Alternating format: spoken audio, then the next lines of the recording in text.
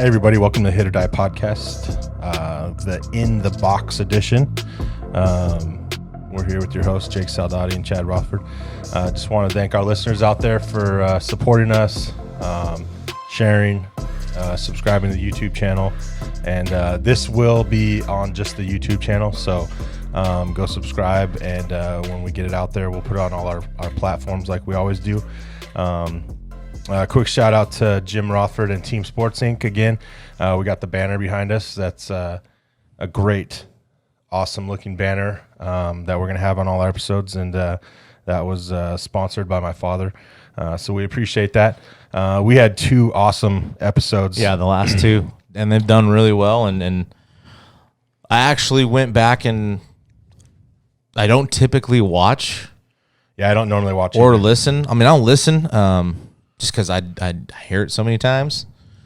But I've enjoyed, I went back and watched them twice. Yeah. So, no, they were great. 73 and 74 episodes, Cam Morrell and Courtney Deifel. Yeah, and 2 of our first. Yeah, our different. First football and our first softball. But they're both great stories and a lot about the work ethic and how to get to, the pinnacle of their careers and how high they've gotten. I think Courtney's was tremendous. Hopefully get some softball fans out there. I know your buddy Cox. It was. I can tell a lot of my friends in the softball community shared and downloaded it. Did really well. Just for its first day, I was kind of shocked. So that's great. But it was a great episode. Like I said, I've watched it twice. Yeah. So no, it was fun. She's a treat to talk to, and it reminds me of her father in some ways. Mm-hmm. Yeah. So yeah, no, definitely go back. If you haven't checked them out, go check them out. And again, yes, keep sharing it as much as you can, and subscribe to the channel, and subscribe on Spotify or iTunes or whatever. All that stuff helps out. So getting into this is, we were talking, and we're kind of going to get into our normal conversations, even just over the phone. Oh yeah. Your dad attached us to a video on Facebook of a kid taking hacks, or whatever you want to call it. He's got a band around his neck that is around is it in his hands or around his hands? It's around his wrist, his top hand wrist. And it'll be on here, so if you can watch with us. And he's got his front leg behind his back leg, like you would if you had to pee or go to the bathroom. You cross your legs. you had that urge. You know what I mean? Take a piss. I got to pee really bad, so I'm going to cross my legs so it stops it. So it's disturbing. And then you get coil, tilt, something. Keep cooling. Start to fall. Tilt. Especially in baseball, we talk about, how still these guys' heads are in the big leagues, being able to react to pitches. And then you have this video of he's almost completely turned around. Of an innocent kid. I'd take the kid out of it. No, we're just talking about the drill. Yeah, it's the drill itself. I mean, he's being taught by somebody, I don't know who. We don't know. But the focus isn't even on the kid at all. It's on the drill itself and the results of the drill, and then even things within the drill. I saw a couple things, we talked about prior, like at no point is there any extension. No, he's just pretty much rotating his whole hips and everything. He's not even swinging, and you can't swing a bat without your hands. Like you can't just turn your waist and hit the ball 450 feet without extending the bat with your hands through the baseball. It's just impossible to do what he's doing with the guy throwing to you. Right. So the other comment was, this is on a tee. Yeah. That's middle. And again, Batesel said it best. Why do you got to work on that pitch? I think it's mainly for the drill. That's fine. Tee locations, whatever. It's just okay, but if you take that swing on a ball that's on the black away, yeah, you're probably not going to hit it. Or you're going to pop it up, or it's going to be foul. So, again, The other thing that I saw that I didn't like was the head movement, where his head starts to where his head finishes. Yeah, and he's like looking up. Well, the coil, right? As he coils, he's turning his head. So now he's got one eye. I always thought you'd see better with two, which takes me to another one I saw with an eye patch on a kid, which I just thought was absurd. We always tell our kids, we want to see out of the back eye. We want to see the picture with both eyes, with this eye. Well, see, that depends. So, what dominant eye are you? See, I'm right eye dominant. So when you do this and it moves when you close, so I'm right eye dominant. So left-handed, I was fine, Right. because my right eye was dominant. But when I was right-handed, I actually had to do the shoulder. I put my chin on my shoulder to make sure I turned both my eyes to the pitcher. So I mean that also kind of, because I felt right-handed, I was losing it until I got it late. You know what I mean? I wasn't seeing it until late, so my right eye I had to get it turned around more. So I mean, there's some kind of, but you don't go up to a person and say, what eye are you dominant with? Well, you need to make sure that eye's that way, And that's a fair point too. Yeah, I was just saying for me, that's what I had to do for me, because I was right eye dominant. Where if I swung right-handed, I had to make sure I did get my right eye, all the way. And that makes sense.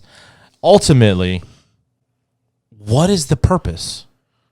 Because I'm not in on the new hitting guru stuff. I'm not in on. Well, I'm a certified hitting guru. You now. are. I got my Shigon hat on. So I am a certified hitting guru with the Shigon Nation, and this drill is a complete joke from a hitting guru, Mr. Jeff Fry certified. Yeah. So I know but in all seriousness, like what? I don't know. What do you have any idea what the purpose is? Hip, the rotation, like firing the backside. Yeah, but that's one thing. But I don't understand. You're developing like 6 other bad habits. But yeah, you can't tell a kid to do this in live, because you're not going to recoil all the way. You're not going to turn your back to the pitcher and expect to hit an 80-mile-an-hour slider. You can't go coil. Okay, you can pitch it now. Yeah. And then go. That's just not how you're not going to dip and drive like this and expect to have a good batting average. But batting averages aren't good anymore. People don't care about batting average. We'll get into that later. But yeah, this is just another one of those, people are trying to do something to make money, Now, I've on purpose told guys they don't have to pay me, because I would rather them get the right information than the wrong information. And that's where it's like, it's not about money for me. That's what's wrong with baseball. Everybody's trying to make money. How can I not work a real job and make money? Oh, well, I could be a slapdick hitting guru that buys all the gadgets, bells and whistles, and call myself a professional hitting coach. That's what you can do. And then all these kids are like, yeah, I want to get on the hit tracks, and I want to get on the Rapsodo stuff, and I want to see all that. And some of that's really good if you have the right people doing it and using it correctly. But if that's just how you're making your money, then you're doing this game injustice. It's wrong. That's my big issue. Is there's too many people out there doing it for the wrong reasons. And I have so much love and respect for this game that it really pisses me off. It does. That's kind of what the Shigon thing is all about. Yep. So this kind of stuff, when I see this, I don't know. I just, do front toss. Just front toss with that kid. And let's see where these balls are going. Let's see how many times he rolls over, or how many times he pops up straight in the cage, or how many times he misses, or how many times he does hit a ball middle. Yeah. And was it the swing that you've been working on? I'm going to say the percentages are going to be low. Yes. Of consistently good contact. I love front toss with some fuzz on it, or even overhand front toss. Not the videos where you see an arc. No, like a little softball arc. That's the only time you ever want to put an arc on something is if you're working on off-speed timing. But I also, on off-speed timing, I like to bounce the ball, because you're still getting that over the hand. Okay, you're timing up my fastball, and then I bounce it, and you got to read the curveball rotation. But I'm all about progression. I love the tee. So I would do like a bucket of tee, and I would move it all over, and get my time down. Then I would go into the front toss thing or side toss, whatever, depends on what you're working on that day. And then machine or BP, So, I mean, I think that if you can't consistently hit off a tee, then how are you going to expect to consistently hit off front toss, let alone batting practice or a live pitcher? Well, it's easier to probably repeat that swing. And what's your swing? What are you supposed to do? Right, repeat. Yeah, no, I get it. That's what I'm saying. I don't want it to sound like, because I always want our guys hitting something that's moving, because that's what you're doing. No, and you do, but I feel like you have to get to a point where you have to know your swing. You have to know if you did something slightly wrong. I feel like that has to be. You have to have that happen first before you get into. So if there is any kids watching, or even dads that work with their kids hitting wise, Loop's talked about it. We've talked to a couple other guys, Labby and some other people, regarding their even Coach Batesel and their tee routines. The majority have talked about they start middle away, not where the location. That's where they're driving the baseball. When you guys do hitting, when you're starting out your BP session, or you're getting guys going, what is it? How do you start their sessions? I like getting loose first. So I will put it middle and get a good feel. I want you to feel, because that's where you get if you can't hit a ball middle, like Coach Batesall says, yeah, then you shouldn't be in there. So when you're getting loose and you can't hit your warm-up swings back up the middle, I know we're going to have to work on that session, right?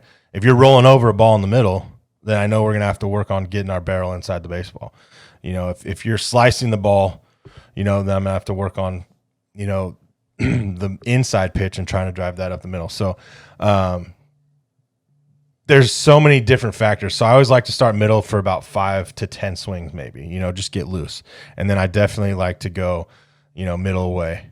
And then I'll do middle away, and the last thing I'll do is middle in. And then I always like the 3T drill or the 2T drill, where you have one middle away, or you have one in and one away, and you call it out, more of like a reaction time.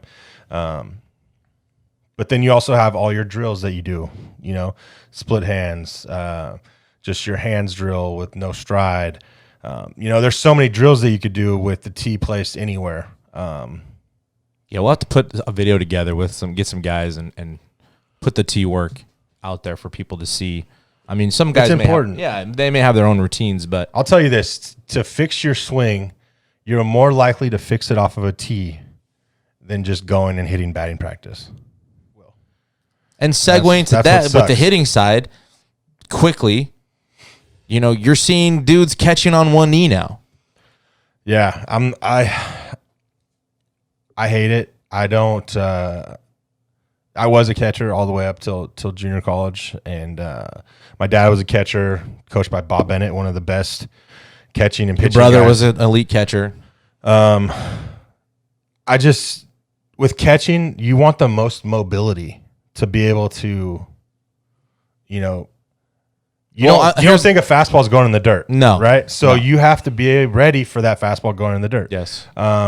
You don't expect the slider to get lost or the curveball to be 50 feet. So you have to have the most mobility. I get that, the one knee thing, I don't know. Are they trying to get a low target? Like, I saw one not clip get a low target where anyways? The guy was talking about, we worked on, and everything was down. And he said, we worked on this. He was one knee, and the following weekend, he controlled the bottom of the zone. And I'm like, well, is that to the pitcher's credit? Or, I'm sure the catcher has some, if he's sticking it, but the balls I saw in the video, everything literally got that far off the ground, and he had to pull up. Well, no umpire is going to stick with that as a strike. No. So that video is not him owning the bottom of the zone. No, the pitcher placed it. I just think, if nobody's on base, I don't care, whatever. If you want to be on one knee, I was always taught as a catcher, and I've always told catchers that I've coached, is you block everything. no matter if there's a runner on base or not. Because guess what?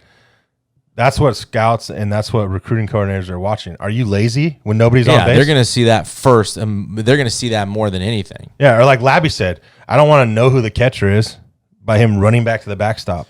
It's like, right? I mean, it's true. Yeah. So, but when somebody is on base, get in a good athletic position where you can block balls, keep the ball in front, and have a quicker path to throwing guys out.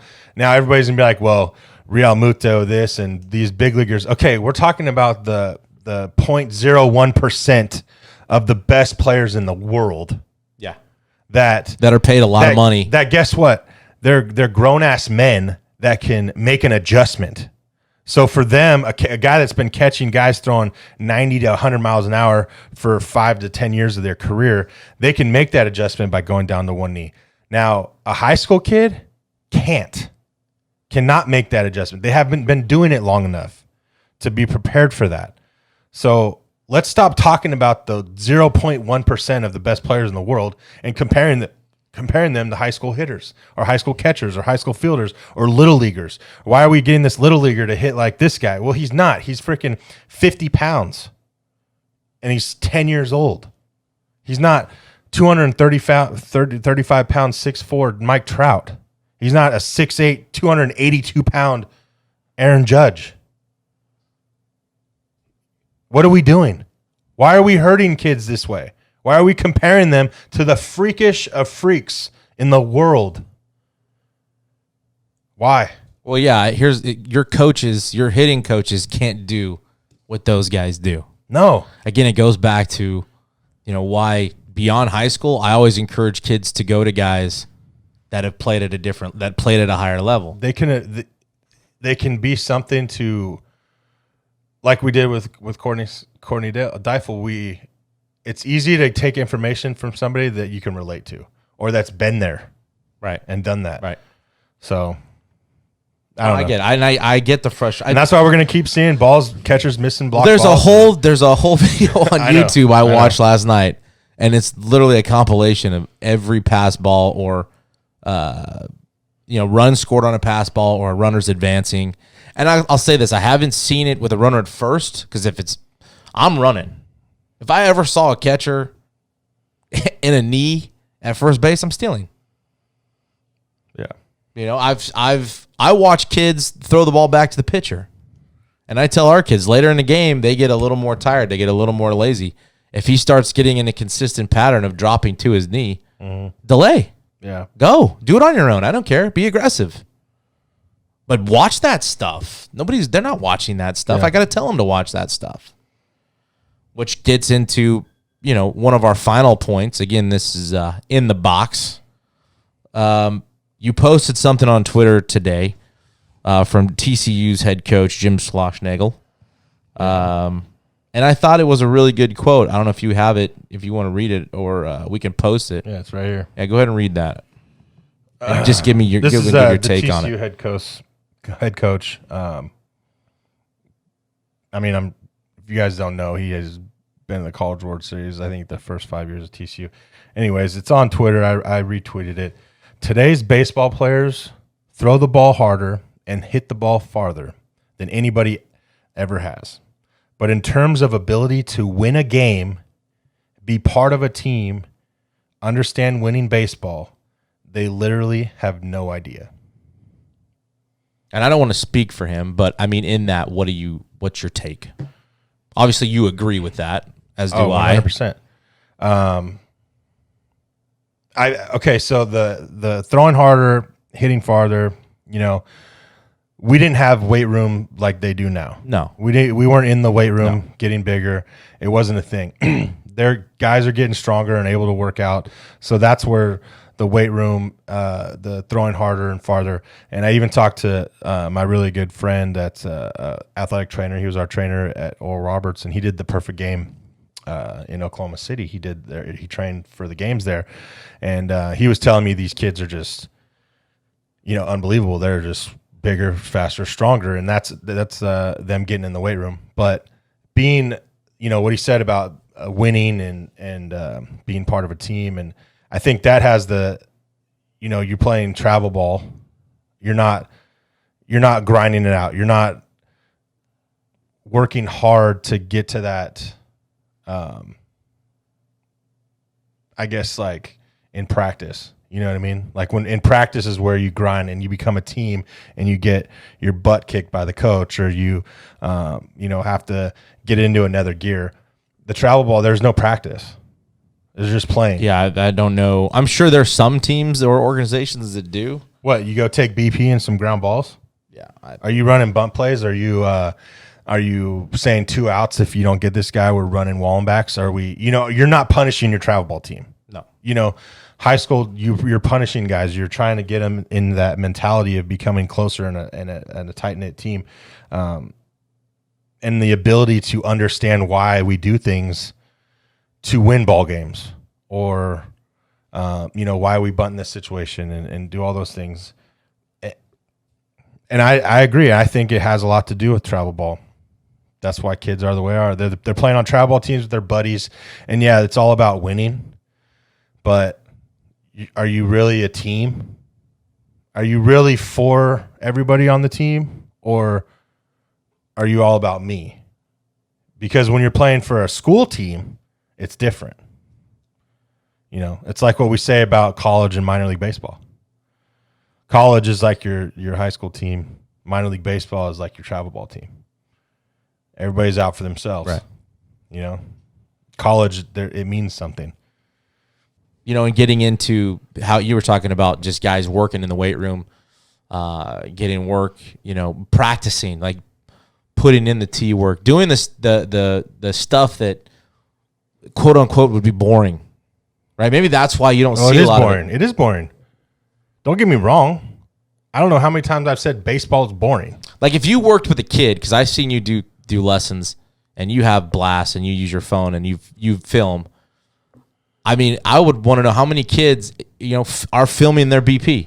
Are you filming your T work when you're out there on your own working? Are you filming it? Do you go back and watch it? I mean, but can you watch it and understand? Text it to coach. Text it to your hitting coach. Yeah, your high school coach. If you don't have your high school coach's phone number, there's problems. Yeah, no, I agree. But King of JUCO, who if you don't follow on Twitter, you should. He's out there. He's up front. Yeah, he's a no BS dude, and he's got some really good videos on YouTube, about playing pro ball, and he just tells you straight up, and I love it. I think it's great. He's agreed. We're going to get him on here one of these days. But he posted something about big leaguers. He posted the current K leaders and their average velo. Shane Bieber 94, Lamet 97, Bauer 93.6, Darvish 95, Cole 96, Giolito 94, Scherzer 94, Lynn 94, Nola 92, Burns 96, Glasnow 96. And then he posted their weights. Bieber 200, Lamet 228, Bauer 205, Darvish 220, Cole 220, Giolito 245, Scherzer 215, Lynn 250, Nola 200, Burns 225. And his main thing is like get big and strong where you can be able to throw hard. Obviously there are some exceptions out there of people like, Lincecum when he first came up throwing hard and he was probably a buck. I met the kid. He looked like he was 12. He was probably a buck 20. But then you look at, he posted the top 10 home run leaders and their weights. Nelson Cruz 230, Trout 235, Voit 255, Abreu 250, Betts 180, Tatis 217, Duvall 215, Hernandez 205, Ozuna 225, Jimenez 235. And Betts is the only one, under 200, but Betts is one of those freaks. He's an anomaly. It's just you don't compare somebody like that.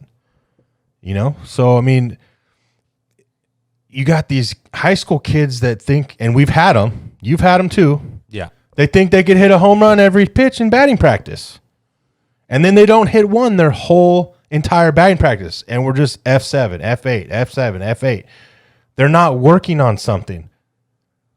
Well, bro, you're not 200 and something pounds of muscle and can get balls out like that. So why don't we hit the ball hard?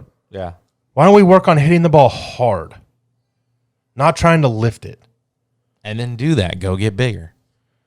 Go get in the weight room. I've given 2-3 guys a weight program that I got when I was in. I actually started doing it after I was done playing, and I got it from somebody that was a weightlifter type, and I got this workout from them, and I got the strongest I've ever been after I was done playing, doing this program. So I gave this plan to a couple ex-players I had that have issues with, gaining weight and stuff. And I said, obviously you got to eat 7-8 times a day as well, good stuff with proteins. And, but they've hit me up saying that they've already gotten stronger too, just in a week or 2 weeks. And I'm just like, I'm telling you, just stick with the program and you will get stronger. If you, and again, it's just kind of our opinion. These are the conversations Chad and I have. As you can see, we just kind of ran on there. Yeah. And this is what happens. That's kind of how the podcast idea all came together in the first place. If you have any comments, feel free to leave it. Hit us up on Twitter, hit us up on Facebook, Instagram, anywhere. We're going to continue to talk about things that we see that we just don't like. And we're not the only one. We're not just saying, if it was just me and you that don't like things. I think if people were privy to all the conversations we've had with every single guest that's come on here, it'd blow your socks off. Yeah. Some of the things we hear. Again, we're not going to hide from it. So if you do have a comment and if you disagree with some of the things we've said, please let us know. If you have your own comments, please feel free to let us know. Or go on Preps and let us know. Jeez. That's another. That's a joke. It's a whole nother conversation. All they do. Those guys are all fake on there, by the way, that are just trolling everybody. Just letting you know. On Preps. Chad is feeling it today. He is on one today. Our next guest is going to be a controversial guest as well. Yeah. It's going to be a lot of fun. Yeah, he's gotten some serious heat lately. But we're going to hear his side of the story. Yeah.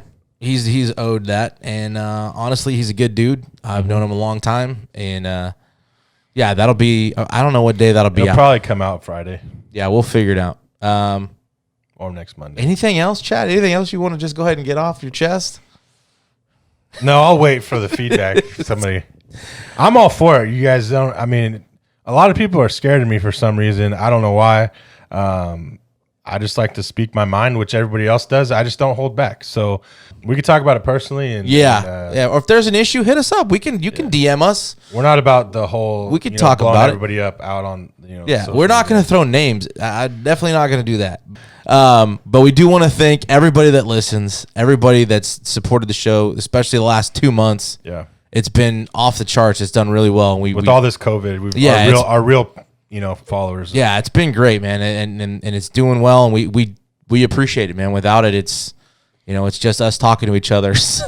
Which would happen anyway. Yeah, it would. But again, thank you all for sticking with us, and the last, like I said, the last couple of months, man, it's been cool to see just everything going up, downloads and listens and all that stuff. So we appreciate it, and that is In the Box with Hit or Die. Hit or Die.